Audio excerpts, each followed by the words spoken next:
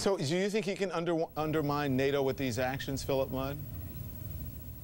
I think he can undermine NATO depending on what Washington does, what the Europeans do. The Europeans, I think, have been quite slow to respond.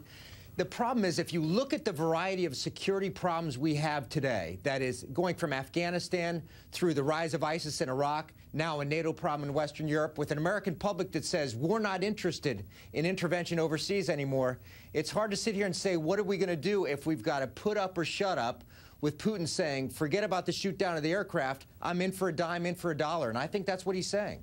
You know, Stephen, you said on this program earlier this week, and you know, I've been thinking about it a lot, that we are dangerously close to war with Russia, given today's developments. Are we one step closer, you think? We are deep in a new Cold War, and it's getting harder and harder to get out of it. The likelihood, particularly if new sanctions are applied, and it's very hard to remove sanctions, that this Cold War will now affect the next generation.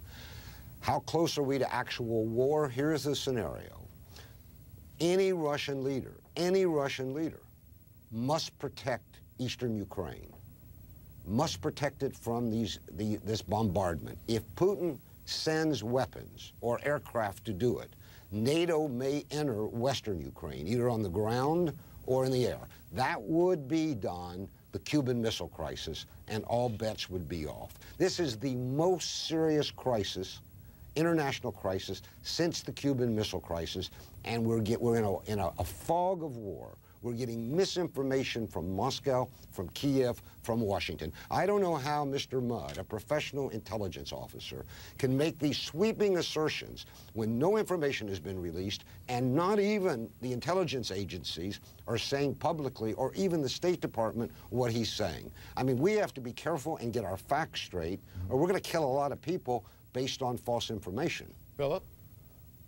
Look, I'm not saying there's not two sides of the story, and I'm not saying that we only represent what we view from the West as an incursion by the Russians. I suspect there's been a wide variety of attacks on civilians by the Ukrainians. All I'm saying is, if you think it's difficult to collect intelligence against Russian big military systems in eastern Ukraine, it ain't. I'm not defending what the Ukrainians are doing. I'm not defending what Europe or Washington is.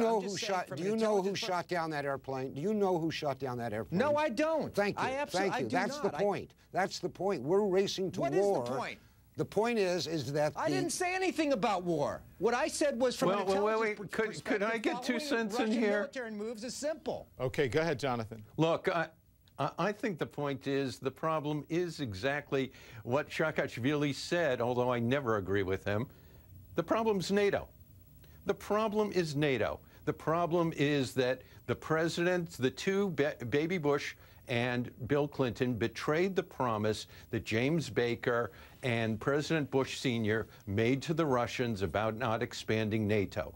If we try and step back from this crisis and think creatively and think, what can we do to stop this warlike, dangerous situation? I'm not sure I think it's as critical as Steve, but that's a degree of nuance.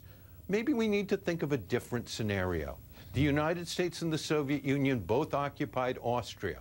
Austria is now part economically of Europe, but is not part of NATO. Maybe we need some kind of guarantee. That's the way Ukraine has to go. Okay. Is the United States going to go to war to defend Ukraine? I don't think so. Okay.